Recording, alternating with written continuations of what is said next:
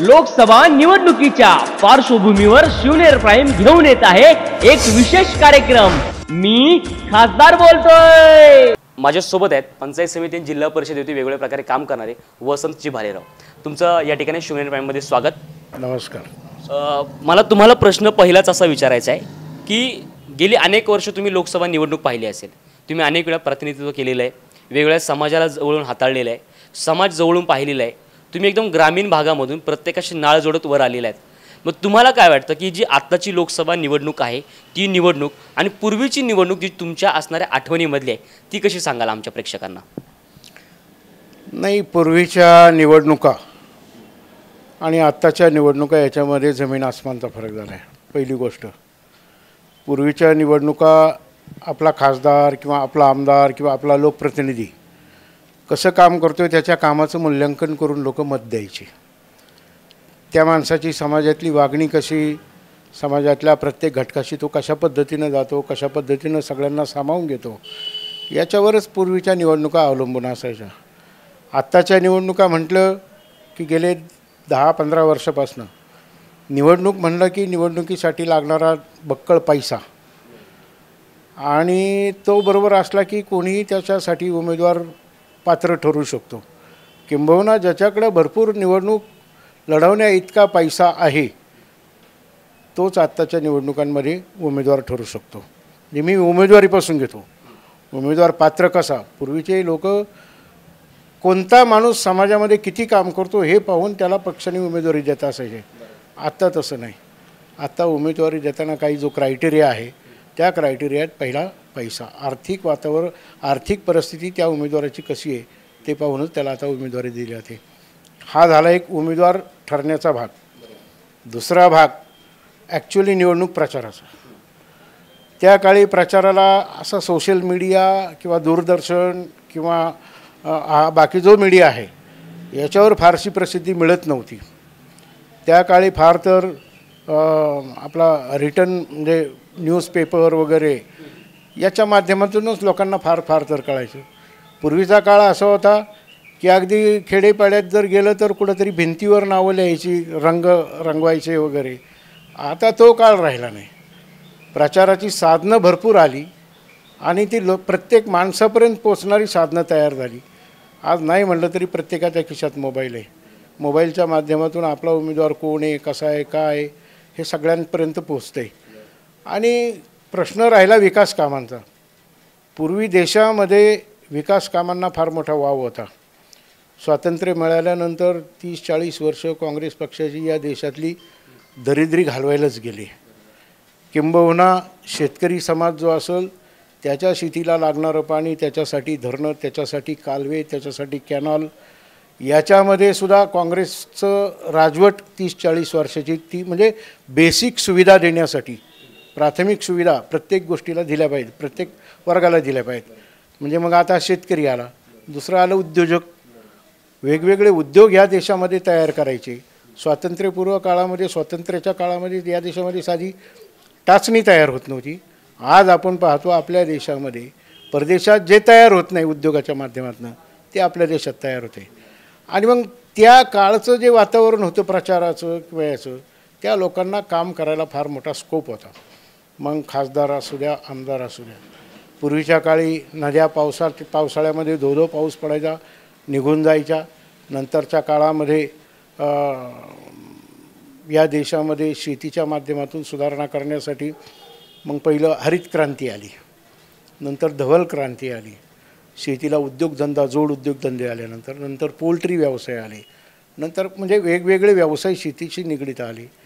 ते आणत असताना ती जी धोरणं होती की लोकांसाठी आपल्याला देश चालवणाऱ्यांनी, पर्यायाने खासदारांनी ही वेगवेगळी धोरणं त्या ठिकाणी आखण्याचं काम त्यावेळेला संसदेमध्ये केलं। नुसता खासदार नाही तर मी माझ्या पंतप्रधानाला किंवा मी माझ्या सरकारला, माझ्या पक्षाचा असेल तर माझ्या सरकारला एक खासदार म्हणून माझ्या भागामध्ये मग उद्योग व्यवसाय असतील, शेतकरी असेल, छोटे उद्योजक असतील किंवा छोटे कारखानदार असतील, यांच्यासाठीची ज्या सुविधा आहेत ती माझ्या मतदारसंघामध्ये मी त्या उभ्या करून दिल्या पाहिजेत हे कर्तव्याची भावना घेऊन त्या ठिकाणी पूर्वीची लोक काम करायची. अलीकडच्या काळात ते पाहायला मिळत नाही. आता ते पाहायला मिळत नाही. पण तुम्ही अनेक खासदार पाहिले असतील जे आपल्या भागामध्ये काम करतात. गेली 1983 पासून तुमचा असणारा राजकीय जी सुरुवात झाली त्या सुरुवातीच्या नंतर मग मध्यंतरी किसनरावजी वानखेडे असतील स्वर्गवासी, त्याच्यानंतर मोहोळ असतील, मग आत्ताचे शिवाजीराव आढळराव पाटील असतील, ह्या सर्वांमध्ये साम्य आहे का वेगवेगळ्या असणाऱ्या भूमिका आहे त्यांच्या? प्रत्येकाची काय भूमिका होती त्यावेळेसचा अजेंडा काय होता प्रत्येकाचा? नाही, कसं असतं, प्रत्येक व्यक्तीची विचारधारा वेगळी असते.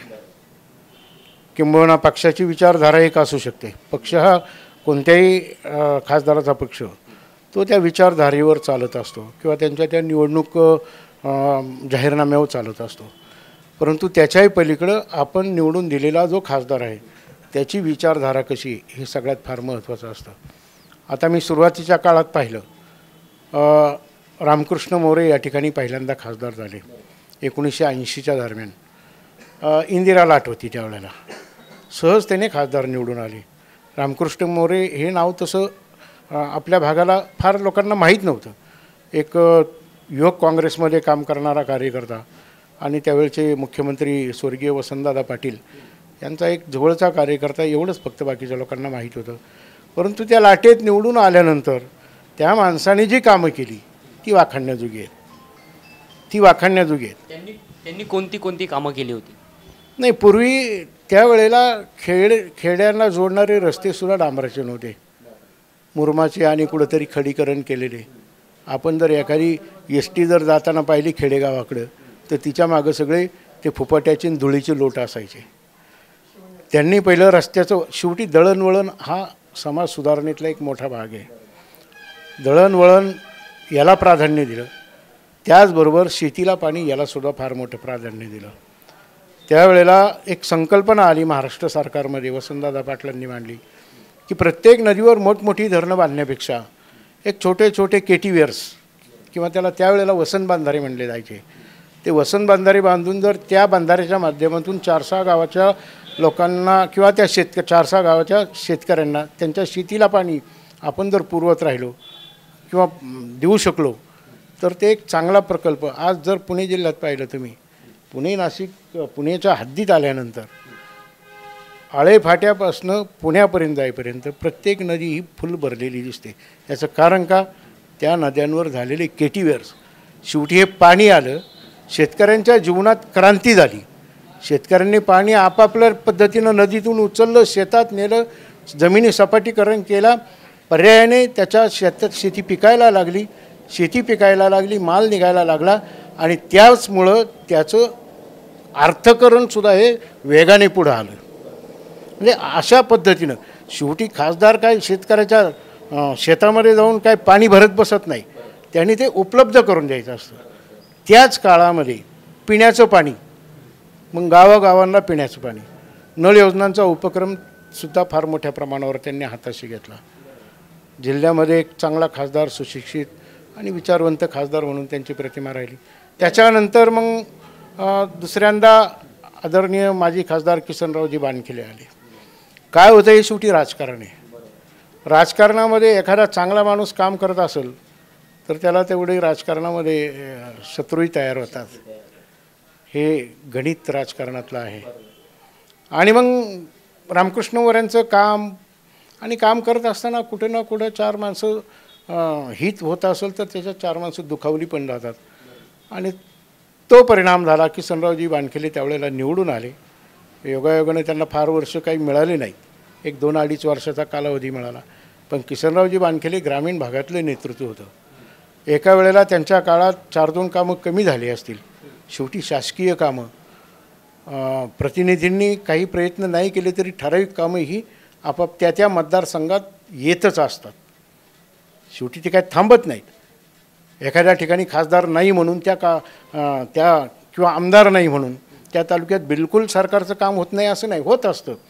4-2 कामं त्यांच्या काळात कमी झाली असतील, पण त्यांनी तालुक्यातली जनता ही विचारानं एकत्र ठेवण्याचं आणि प्रेमानं एकत्र ठेवण्याचं काम हे फार मोठं केलं आणि म्हणून त्यांना लोकनेते ही पदवी मिळाली.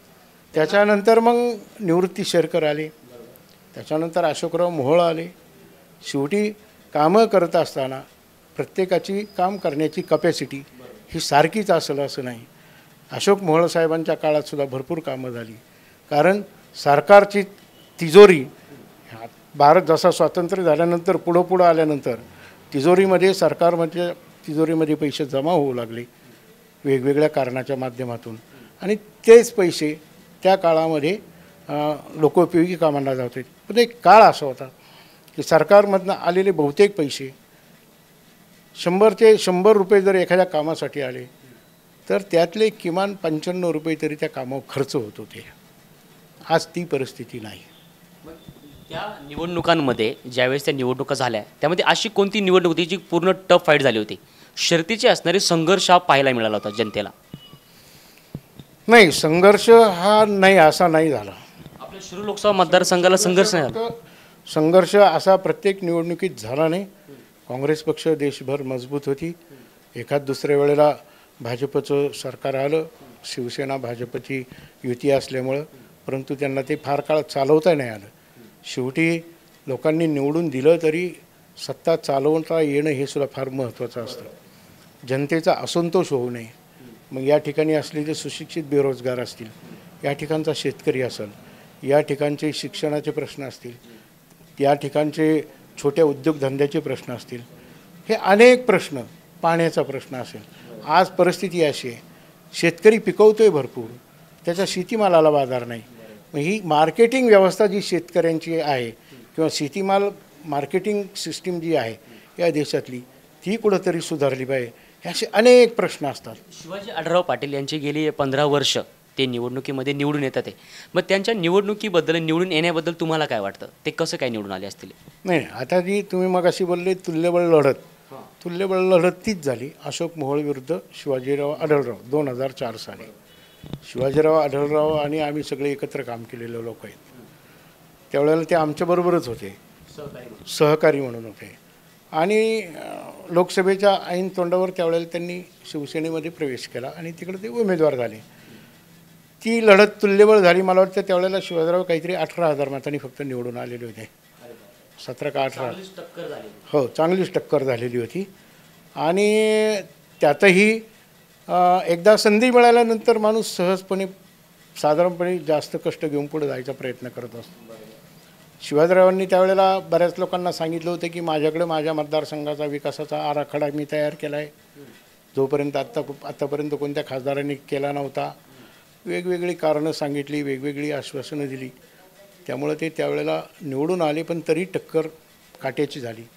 नंतरच्या निवडणुकीत 2009ला शेवटी देशामध्ये काँग्रेसचं सरकार होतं, राज्यामध्ये काँग्रेस राष्ट्रवादीचं सरकार होतं, आघाडीचं सरकार होतं. बरेच दिवस सरकारामध्ये राहिल्यानंतर अँटी इन्कम्बन्सी असते. आणि सगळ्यात महत्त्वाचं म्हणजे 2009मध्ये सुद्धा जनतेच्या पसंतीचा उमेदवार नव्हता. शिवाजीराव विलास लांडे यांना काही जनतेने फारशी पसंती त्यावेळेला दिली नाही. आणि त्याही वेळेला असंच मी मागाशी सांगितल्याप्रमाणे एखाद्याला वर जाऊन द्यायचं नाही, पाय ओढायचे, याचंही राजकारण त्यावेळेला झालं. आणि त्यामुळे विलास लांडेंना पराभव पत्करावा लागला. नाही म्हणलं तरी त्यावेळेला थोडीशी राज्य सरकारचा कारभार असेल किंवा देशातला कारभार असेल, मनामध्ये लोकांच्या थोडी नाराजी यायला सुरुवात झाली होती. आणि त्याचा स्फोट मग 2014च्या निवडणुकीत पूर्ण झाला. 2014ला जी टक्कर झाली शिवाजीराव आढळराव आणि देवदत्त निकम. आता उमेदवार हे तोडीचे नव्हतेच. देवदत्त निकम हे तोडीचे नव्हतेच का? नाही, मी तसं म्हणणार नाही. शेवटी कोणत्याही माणसाचं कर्तृत्व वेगवेगळं असू शकतं, कर्तृत्वावर त्याचं मूल्यमापन होत असतं. परंतु शिवाजीरावांनी गेल्या 10 वर्षात थोडंफार बऱ्या प्रमाणात काम केले असं समजून लोकांनी त्यांना पुन्हा एकदा संधी दिली. आणि सगळ्यात महत्त्वाचं 14 साली देवदत्तच काय, अख्ख्या महाराष्ट्रामध्ये चांगले 20-25 वर्ष कायम जी घराणी राजकारणात आहेत असे मातब्बर नेतेसुद्धा त्यावेळेला मोदी लाट होती. आणि पूर्ण अँटी इन्कम्बन्सी सरकारच्या विरोधात ती तयार झालेली होती. विरोधी पक्षांनी भ्रष्टाचाराचा मुद्दा फार मोठा उभा केला होता संपूर्ण देशभर. अण्णा हजारेंचं आंदोलन लोकपालच्या संदर्भातलं. आणि याच्यामुळं तो फटका त्यावेळेला बसला. साधारणपणे मला असं वाटतं शिवाजीराव 2-3 वेळेला नशिबान ठरलेत निवडून येताना. आता काय होऊ शकतं? आता ह्या वेळेला बाकी इथून मागं त्यांना उमेदवार इतका जोराचा मिळाला नव्हता. हा उमेदवार जोराचा आहे. ह्या उमेदवाराकडे बुद्धी आहे, याच्याकडं वक्तव्य आहे, अभ्यास आहे आणि ह्या सगळ्या बाबींपेक्षाही आदरणीय शरद पवार साहेबांचा आशीर्वाद पण आहे. आणि मी मागाशी सांगितल्याप्रमाणे अनेक वर्षे एकदा एखाद्या पदावर काम केल्यानंतर काही लोकांची नाराजीसुद्धा त्याच्यातून तयार होत असते. एवढं काम करत असताना प्रत्येक तालुक्यातून 10-5 कार्यकर्ते दुखवले जातात साहजिकपणे कामाच्या ओघात. आणि मग त्या दुखावलेल्या लोकांची शेवटी एकी होते आणि तेही मग कुठंतरी नाही आता बस झालं असा विचार करू लागतात.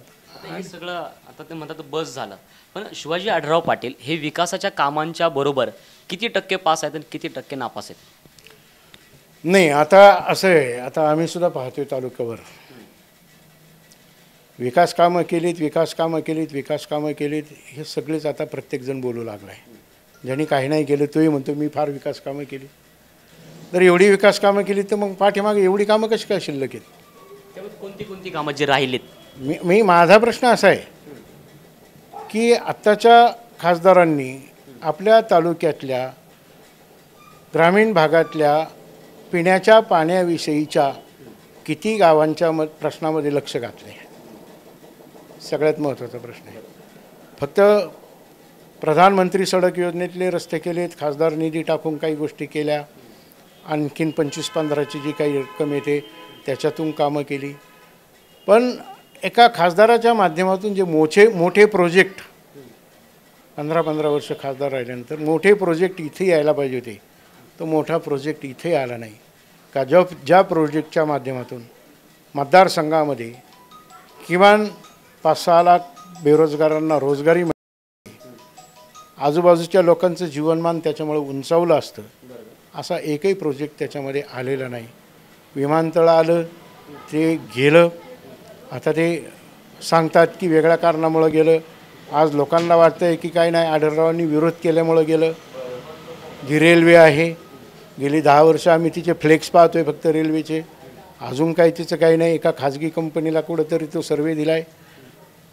आणि अनेक प्रकार असे आहेत. काही उद्योग आहेत, काही उद्योग डाऊसारखे उद्योग असतील त्यांना इथून पिटाळून लावण्यात आले. जे लोकांचे कल्याणकारी नाही, ज्याच्यापासून लोकांना धोका होत आहे असे उद्योग गेले हरकत नाही. परंतु 4-5 तालुक्यांचा निश्चितपणे उत्कर्ष झाला असता त्या विमानतळामुळं, इथल्या जनतेचा, इथल्या सुशिक्षित बेरोजगारांचा. तिथं नुसतं नोकरीच मिळाली नसती तर त्या अनुषंगाने वेगवेगळे व्यवसाय इथे झाले असते. कोणी हॉटेल्स टाकले असते, कोणी चहाची टपरी टाकली असते, कोणी फ्रूटचं दुकान टाकलं असतं, कोणी व्हेजिटेबलची दुकानं टाकली असती, कोणी मोटरसायकल पंक्चरची दुकानं टाकली असती. एका उद्योगाच्या माध्यमातून अनेक व्यवसाय त्याच्या पाठीमागनं आपोआप चालत येत असतात, ते थांबले. विमानतळ गेलं याला जबाबदार कोण? नाही, जबाबदार असं मी डायरेक्टली म्हणणार नाही, पण जनतेमध्ये ही चर्चा आहे की शिवाजीरावांमुळे विमानतळ गेलं. जनतेमध्ये ही चर्चा आहे. आता आपल्याकडे बायपासचं जे काम आहे त्याबद्दल काय वाटतं तुम्हाला? बायपासचे काम फार रखडले. शेवटी मृत्यूचा सापळा झाला हा पुणा नाशिक रस्ता. आता अहमदनगर जिल्ह्याच्या हद्दीपर्यंत रस्ता पूर्ण झाला आहे. पुणे जिल्ह्यात एकदा प्रवेश केला सिन्नरवरनं येताना की आपलं काम थांबलेलं आहे. नारायणगावचा बायपास राहिला आहे. पहिला आळेफाट्याचा, दुसरा नारायणगावचा, तिसरा कळंबचा, चौथा मंचरचा, 5वा खेडचा. म्हणजे यांच्याच मतदारसंघात ही कामं राहिली. आणि हे बायपास करत असताना आता जरी घाई केली तर हे बायपास सगळे आता होताना हे नदीवरनं होणार आहे. प्रत्येक नदीवर त्याला पूल टाकावा लागणार आहे. म्हणजे नारायणगावच्या नदीला पूल, कळंबच्या नदीला पूल, पुढे गेल्यानंतर खेडच्या नदीला पूल. मग हे पूल असे इतके लगेच 4 आणि 2 महिन्यात होण्यासारखे नाहीत ना. अनेक वर्ष लोकांच्या तक्रारी आहेत. पूर्वी आमचा छोटा रस्ता होता, हायस्पीडच्या गाड्या नव्हत्या, तरी आम्ही इथून जर निघालो जिल्हा परिषद मिटिंगला पुण्याला 1.25 तासात आम्ही पुण्याला पोचायचो. आता रस्ते चौपदरी झाले, हायस्पीडच्या गाड्या आहेत, तरी इथून पुण्याला पोचायला आम्हाला 2.5 ते 3 तास लागतात. आणि तेही अगदी कधी कोण समोरून येईल किंवा पाठीमागून येईल काही सांगता येत नाही. आता जे बायपासचं जे उद्घाटन झालं होतं त्याबद्दल काय वाटतं तुम्हाला? नाही, आता ते उद्घाटन झालं आचारसंहितेच्या आधी. मी त्याच्यातली निश्चित माहिती घेतली नाही. निश्चित माहिती मी घेतली नाही. आता तुम्ही आहात पहा, निवडणूक झाल्यानंतर आणखीन किती वेळ त्याला कामाला लागतो. उद्घाटन झालं आहे, पण मला अजून माहीत नाही. तुम्हाला माहिती असेल तर किंवा नसेल तर तुम्ही माहिती काढा, त्याचं टेंडर झालं आहे का. टेंडर झालं नाही. हां, त्याचं टेंडर झालं. मला परफेक्ट माहीत नाही, पण तुम्ही माहिती काढा टेंडर झालं आहे का त्याचं. हा एक बायपासचा एक विषय झाला, विमानतळाचा विषय झाला. पण शेतकऱ्यांचा जिव्हाळ्याचा प्रश्न, गाडाबंदी ही जी झाली आहे, पण त्याला जबाबदार कोण आहेत? नाही, जबाबदार वगैरे असं नाही, परंतु चालू करण्यामध्ये जरी कुणाची जबाबदारी पाहिजे ना, मग ती कुणाची आहे? नाही, कसं आहे, मी तुम्हाला एक सांगतो. राजकारणी लोक याच्यात पडले नसते, गाडाबंदी बंद झालीच नसती. याचं कुठेतरी राजकारण होतंय का? राजकारण होते, पूर्ण राजकारण. गाडा हा विषय गेली कित्येक वर्ष फक्त राजकारणासाठीच वापरला आहे. बैलगाडा शर्यती, यापूर्वी बैलगाडा होता ना. पूर्वीच्या राजकारण्यांनी त्याच्यावर राजकारण नाही केलं. गावोगावची जी एवढी ग्रामदैवत आहे, गावदैवत आहेत, त्यांच्या प्रत्येक यात्रेला प्रत्येक गावामध्ये बैलगाडे पळत होते. त्यावेळेला काही कोणी बंदी घातली नाही, काही नाही. पण जसं याच्यामध्ये वेगवेगळ्या प्रकारे बैलगाड्याचा वेगवेगळ्या ठिकाणी आयोजन व्हायला लागलं. शिवजयंती आली, बैलगाडा. गणेश फेस्टिवल आला, बैलगाडा. कोणाचा वाढदिवस असला, बैलगाडा. कुठे काय आणखीन वेगळं कारण असलं, बैलगाडा. प्रत्येक ठिकाणी शर्यती होत गेल्या, अतिरेक झाला. मान्य आहे, तो आनंदाचा क्षण आहे आणि तो पाहिजेच आम्हाला सगळ्या कष्टकरी लोकांना. एवढी काबाड कष्ट करणारी लोकं आहेत, बैलावर जीवापाड प्रेम करणारी लोकं आहेत. कुठंतरी एखादा दुसरा दिवस आमच्याही जीवनात, शेतकऱ्यांच्या जीवनात आनंदाचा पाहिजे. परंतु त्याच्यात राजकारण झाल्यामुळं सगळे हे अडचणीचं तयार झालं. आमचा आनंद या बैलगाड्यातल्या राजकारणामुळे हिरावला गेला आहे. आता अमोल कोल्हे राष्ट्रवादीकडून आहेत, शिवसेनेकडून शिवाजी आढळराव पाटील आहेत. तुम्हाला काय वाटतं की कोण जास्त मताधिक्याने या ठिकाणी लोकांची पसंती होईल? नाही, अजून वातावरण खुल्लं नाही झालेलं. दोघांचे दौरे आताशी चालू झालेले आहेत. किंबहुना शिवाजीराव आढळराव गेली 15 वर्ष इथं खासदार म्हणून काम केले आणि 4-5 महिने त्यांचं काम लोकांमध्ये फिरायचं काम चालू आहे. लोक फक्त आलेल्यांना नमस्कार करतात, हो ते ठीक आहे, कार्यकर्त्यांचा जथ्था येतो जातो. पण आता आम्हीसुद्धा ग्रामीण भागात फिरतो. अजून क्लिअर माइंड लोकांच्या मनामध्ये आलेलं नाही. ते नंतर थोडंसं अजून टाईम लागेल त्याला समजायला, वेळ लागेल. कारण प्रचाराच्या काळात यांच्या वक्तव्यामधून किंवा अनेक काही बाबी पुढे येत असतात. एकमेक आपापले विचार लोकांपर्यंत मांडत असतात. प्रचार काळात त्याच्यावरूनच लोक आपापली मतं जास्त ठरवतील. शेवटी केंद्रात कोण आहे, आता मी अनेक ठिकाणी पाहतो पत्रकार बरेच हवा कुणाची प्रश्न असे विचारतात. दादा, केंद्रात हवा कोणाची, मोदीची का राहुल गांधीची? प्रश्न तो नाही. हा आमचा इथला मतदारसंघ आहे. ह्या मतदारसंघातल्या कामांवरून दादा हवा कुणाची इथं, असे प्रश्न विचारायला गेले पाहिजेत. ते होत नाही. त्यामुळं थोडंसं ते एक वातावरण थोडंसं वेगळ्या पद्धतीने केलं जातं. नोटबंदी येत नाही. तो एक अंदाज तुम्हाला येत नाही. नोटबंदी झाली, मध्यंतरी GST आले, वेगवेगळ्या योजना आल्या. त्या योजनांमुळं काही ठिकाणी नाराजी दिसते, काही ठिकाणी काही लोक खुश दिसतात. तुम्ही त्या सर्व केंद्र सरकारच्या योजनांकडे कसे पाहता? हे बघा, मी सुशिक्षित आहे. मी स्वतः MSc ॲग्री आहे. 1982ला मी MSc केलं आहे. त्यामुळं ॲग्रिकल्चरल इकॉनॉमी हा माझा विषय होता त्यावेळेचा. आणि तुमचा जो प्रश्न आहे मग नोटाबंदीत तुम्ही सुद्धा सगळ्यांनी पाहिले जनतेचे किती हाल झालेत. गोरगरीब सगळा रांगेला होता बँकांच्या दारामध्ये पहाटेपासून तर रात्री 9 वाजेपर्यंत. श्रीमंत किंवा उद्योजक कोणी रांगेत नव्हते. फार लोकांना हाल झाले त्यावेळेला. मी तुम्हाला एक सांगतो, नोटाबंदीचा सगळ्यात मोठा फायदा या देशामध्ये, तोटा या देशामध्ये कोणाला झाला असेल तो शेतकऱ्याला झाला. जी तरकारी किंवा जो माल शेतकऱ्याचा, त्यावेळेला समजा आमचा कांदा 30 रुपये किलोनी किंवा 25 रुपये किलोनी जर मार्केटला विकत असेल तर नोटाबंदीमुळं तो कांदा 10 ते 15 रुपये किलोनी विकायला लागला.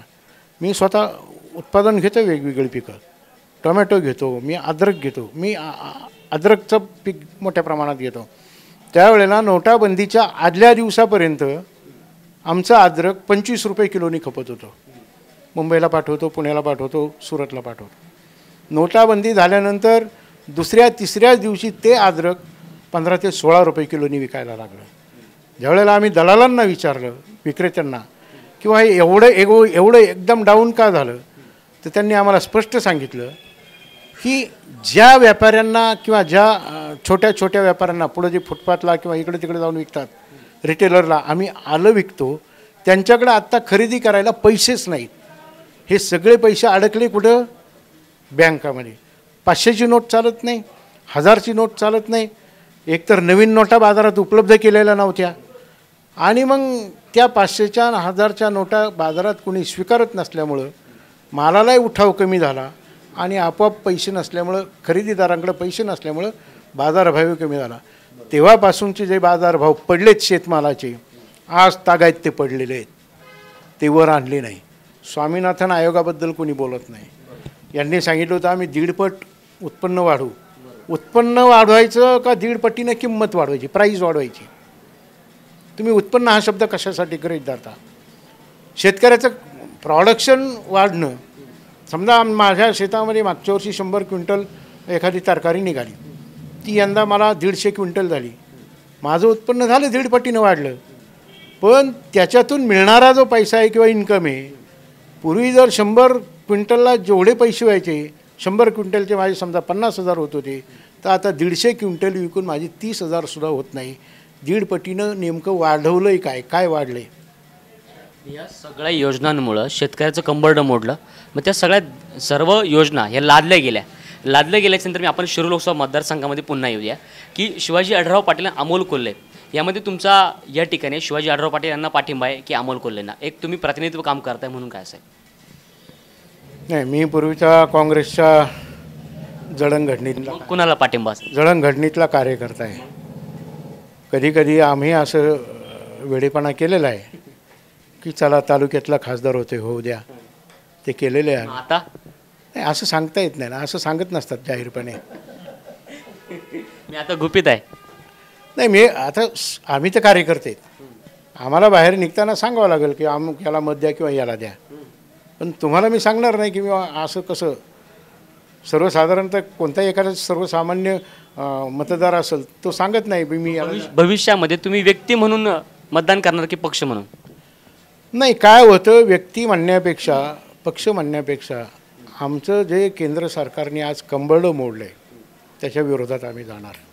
पक्ष म्हणून जाणार?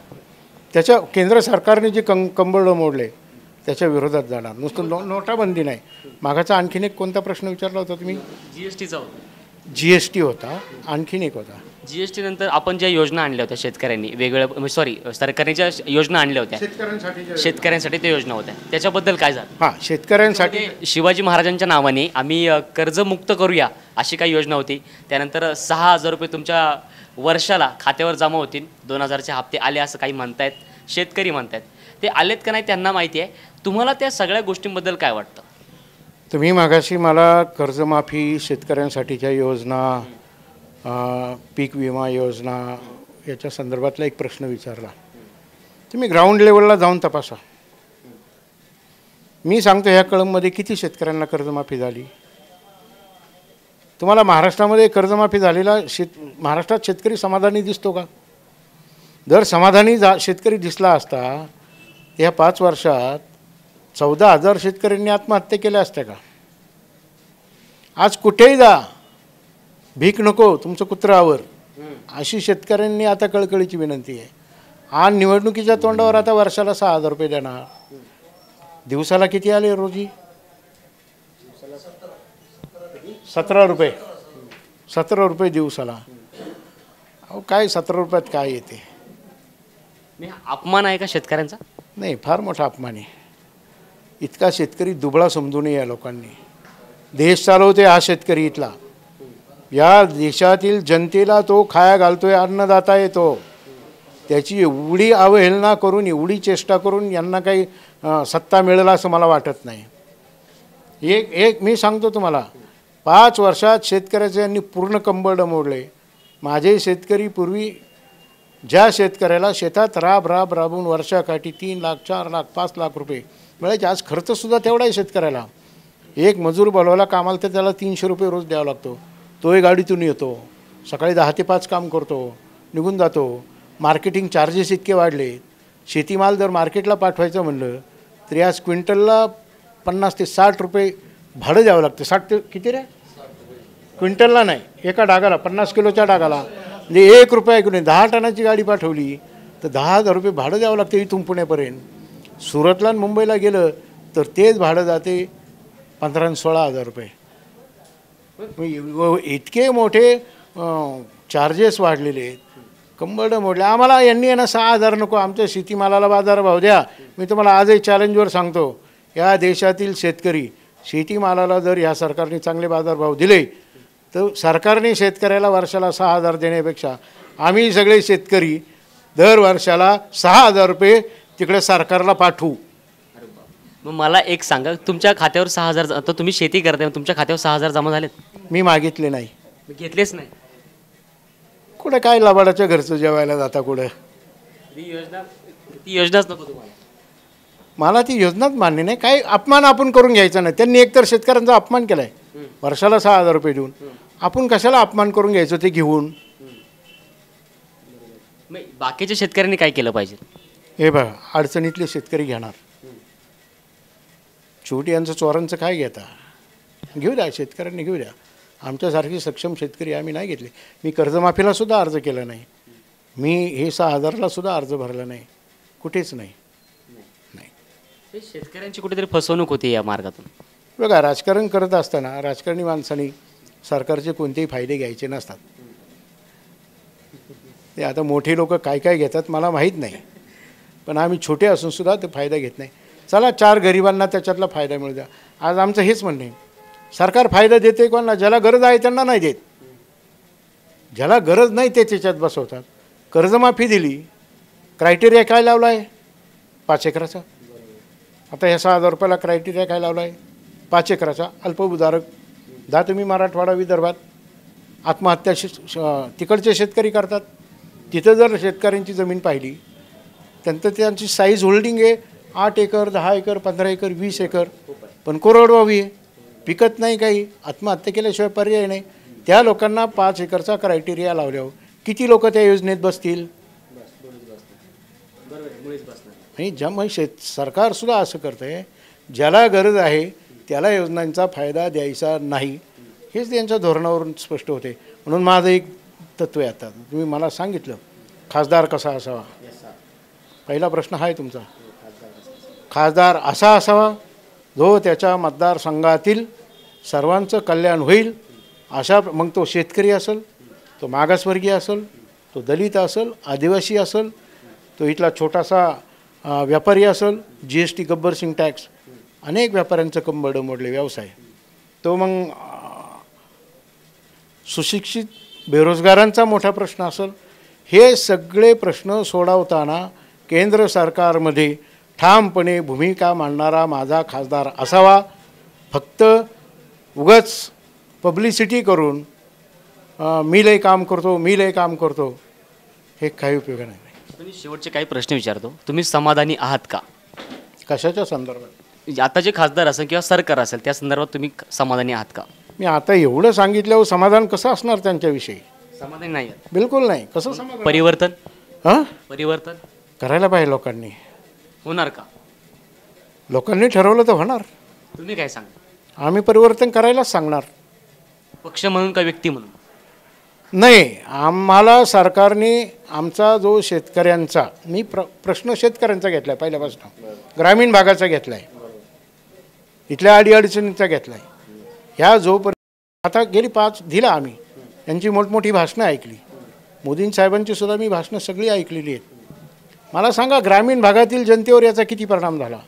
ते सांगतात आता कुठंतरी ते आम्ही घरपोच गॅस, अमुक, ती कोणती योजना नाही, उज्ज्वला योजना, घर घर में बिजली. मी चला दाखवतो मी तुम्हाला कोणकोणत्या घरात बिजली पोहोचली नाही अजून. ते ग्रामीण भागात ठीक आहे, तुम्हाला सरकारी लोक आकडेवारी देतात त्यामुळे झालं. पूरे भारत में बिजली कोने कोने में पहुंच गई. ऐसा नहीं होता। ग्राउंड लेवल पे आके देखो क्या चल रहा है। हे त्यामुळे फसवणूक झालेली आहे 5 वर्षात आणि लोकांनी फक्त मागच्या वेळेला काँग्रेस आघाडीचं सरकार पाडलं त्याला एक रोष होता लोकांचा। हे फार हुशार आहेत म्हणून लोकांनी यांना नाही निवडून दिलं। काँग्रेस पार्टीवर किंवा त्या आघाडी सरकारवर भ्रष्टाचाराच्या वावड्या उठल्यानंतर जो रोष होता तो या देशातील जनतेनं रोष काढला। मी तुम्हाला आजही सांगतो, मी 77 साली याच देशामध्ये काँग्रेसच्या सरकारचं पतन कसं झालं आणि तेच 1980 साली तेच काँग्रेस इंदिरा गांधीच्या नेतृत्वाखाली किती खासदार घेऊन फिनिक्ससारखं भरारी घेऊन पुढं आलं हे सुद्धा आम्ही पाहिले। 432 सीटं राजीव गांधींच्या सरकारमध्ये राजीव गांधीसुद्धा अशाच प्रकारे मोठ्या प्रमाणावर सीटं घेऊन निवडून आलेत। त्यामुळं एखादा पक्ष एखाद्या निवडणुकीत हरला म्हणजे भारत काँग्रेसमुक्त होत नाही। तो पक्ष पुन्हा मोठ्या प्रमाणात लोकांमध्ये जाऊन पुन्हा निवडून येऊ शकतो। कोणताही पक्ष या देशातून नामशेष होत नाही।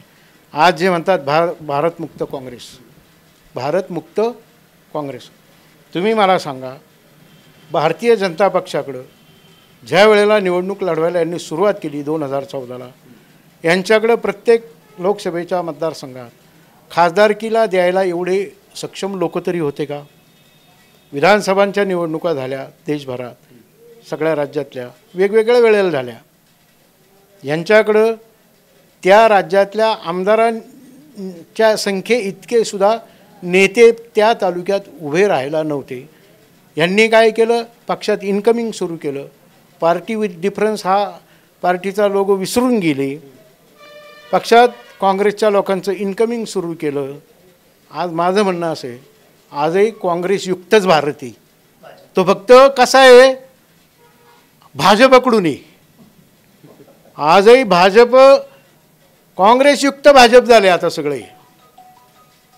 तुम्ही बघा, अर्धे नेते, अर्धे आमदार, अर्धे खासदार तुम्ही जर पाहिलं हे बाहेरून आलेले दुसऱ्या पक्षांचे, काँग्रेस, राष्ट्रवादी किंवा त्या राज्यातले स्थानिक पक्ष असतील यांचे स्वतःचे असे निष्ठावंत खासदार आणि आमदार किती काय एकदा तपासा। त्यामुळं भाजपने एवढं काय हुरळून जायचे कारण नाही। उद्या ते आमची लोक परत आमच्यात आले यांचं काय होईल? बरोबर आहे सगळं काही। या गोष्टी तुम्ही आता या सगळ्या मागेल सांगितल्या। काही दिवसांपूर्वी शिरूर लोकसभा मतदारसंघाकडे वळवतो आणि तुम्हाला प्रश्न विचारतो, काही दिवसांपूर्वी आपल्या मतदारसंघाला जातीय वळण लागलं होतं, त्याबद्दल काय बोलाल तुम्ही? तसं नाही व्हायला पाहिजे। त्यामुळे काय होऊ शकतं जर ते झालं तर? नाही, हे जाती तेढ वाढवून राजकारण करणं हे फार घातक आहे। असा प्रयत्न कुणीच करू नये। त्याला जबाबदार कोण आहे? नाही, जबाबदार जे तेढ वाढून करतात ते जबाबदार आहे। शेवटी हा देश आहे, अनेक जातींचा, अनेक भाषाचा, अनेक प्रांतांचा हा देश आहे। इथं या देशात राहणारा प्रत्येक माणूस हा हिंदू आहे। कोणती जात पुढं असेल त्याची वेगळी, पण सुरुवातीला हिंदू हा शब्द लागतो। माझा ज्या वेळेला जातीचा दाखला मला मिळतो किंवा शाळेत ज्या वेळेला घातलं जातं त्यावेळेला तिथं लिहिलेलं जातं हिंदू मराठा, हिंदू माळी, हिंदू सुतार, हिंदू लोहार, हिंदू कोष्टी, हिंदू आदिवासी, हे सगळं हिंदू कोळी, ह्या सगळ्या जाती पहिलं हिंदू नंतर जाती। त्यामुळं हे अशा पद्धतीनं कुठंतरी राजकारणामध्ये निवडणूक लढवण्यासाठी आणि ती जिंकून येण्यासाठी ह्या ज्या क्लुप्त्या काढल्या जातात, वास्तविक पाहता आज ताग्यात महाराष्ट्रामध्ये अशा पद्धतीचं नव्हतं की हा माळी समाजाचा आहे, मी मराठा समाजाचा आहे, तो मागासवर्गीय आहे, तो OBC आहे। अशा पद्धतीचं जातीवर निवडणुका आपल्या महाराष्ट्रात तरी नव्हत्या। इतर राज्यात असतील, उत्तरेत होतं त्या। जात महत्त्वाची का मनुष्य महत्त्वाचा आहे? माणूस, मी म्हणतो देश महत्त्वाचा। देश महत्त्वाचा का? देश आहे तर माणसं आहेत, देश आहे तर राज्य आहे। उद्या देशच राहिला नाही तर या माणसांच्या कोण यांना काय ओळख आहे? देश जर नसेल तर या भारतभूमीवर जी जिवंत माणसं आहेत यांची ओळख काय? बरोबर आहे, देश महत्त्वाचा आहे, मग व्यक्ती आहेत। आता एकच प्रश्न विचारतो आणि आपल्या असणाऱ्या मुलाखतीला छोट्याशा पूर्णविराम देतो की भविष्यामध्ये या शिरूर लोकसभा मतदारसंघामध्ये जी होणारी निवडणूक येऊ घातली आहे ती संघर्षाची आणि अतिटचीची जी होणार आहे ती कोणत्या भूमिका आणि कोणते प्रश्न घेऊन होणार आहे? प्रामुख्यानं शेतकऱ्यांचे प्रश्न, शेतीमालाचे बाजारभाव, मोदी सरकारांनी शेतकऱ्यांकडे केलेले दुर्लक्ष, या मतदारसंघात अपुरं असलेलं विकासाचं नेटवर्क, मग ते नळ योजना असेल, पाणी व्यवस्था असेल, पिण्याच्या नळ योजना असतील, शिक्षणाचं असेल, बेरोजगारी असेल, हे सगळं हे प्रश्न माझ्या माहितीप्रमाणे फार महत्त्वाचे आहेत आणि याच प्रश्नावर शेतकरी तरी याच्यावरच त्या ठिकाणी मतदान करणार. भविष्यात हे सुटले गेले पाहिजे का? सुटलेच पाहिजेत ना. किती दिवस शेतकऱ्यांना तुम्ही असं बाजूला साईडअप करून चालणार? इथून मागचे खासदार याच्यामध्ये अपयशी आहेत का यशस्वी आहेत? नाही, इथून मागं अशी परिस्थिती नव्हती ना. काँग्रेस राजवटीमध्ये शेतकऱ्यांच्या बाजूनं असणारे लोकप्रतिनिधी भरपूर होते. आता तर विद्यमान खासदार आपले सेनेचे होते गेली 15 वर्ष, मग ते यशस्वी आहेत का अपयशी आहेत? तुम्ही त्यांना जाऊन विचारा शेतकऱ्यांचे किती, मला काय वाटतं तुम्ही त्यांना जाऊन विचारा शेतकऱ्यांचे किती प्रश्न तुम्ही लोकसभेमध्ये उपस्थित केले. बैलगाड्याचा केला, तो सुद्धा शेतकऱ्यांचाच आहे, तो आनंदाचा आहे. पण त्याच्याही पलीकडे शेतकऱ्याच्या पोटाला जे लागतं किंवा त्याच्या प्रपंचाच्या वृद्धावस्थेला जे लागतं, वर येण्यासाठी, त्याची आर्थिक स्थिती सुधारण्यासाठी जे लागतं, हे प्रयत्न खासदारांकडून व्हायला हवेत. धन्यवाद. तुमच्या या ठिकाणी शिवनेरी प्राईमशी तुम्ही या ठिकाणी बातचीत करत असताना पंचायत समितीचे माजी सभापती, जिल्हा परिषदेचे माजी सदस्य आणि आंबेगाव तालुक्यातले एक व्यक्तिमत्व जे गेली 35 वर्ष वेगवेगळ्या भूमिकांमधून जात आहे, त्यांच्याशी आपण बातचीत केली. त्यांच्याकडून जाणून घेतलं की लोकसभेचा असणारा वेगवेगळ्या प्रकारचा असणारा आढावा, गेल्या काही वर्षांमध्ये काय झालं आणि इथून पुढे काय होणार आहे, जनतेमध्ये नक्की काय आहे, ह्या सगळ्या भूमिका जाणून घेतल्या. आपण अजूनही कळंबमधील ग्रामस्थांकडे जाणार आहे, त्यांच्या मनातील असणारा खासदार कसा असावा, त्यांची भूमिका काय असणार आहे हे जाणून घेणार आहोत. तुर्तसा इथेच थांबूया आणि पुढील असणाऱ्या ग्रामस्थांकडे जाऊया. शिवनेरी प्राईम टाइप करून सबस्क्राइब करा, घंटीच्या बटनावर टिक करा, लाईक करा आणि शेअर करा.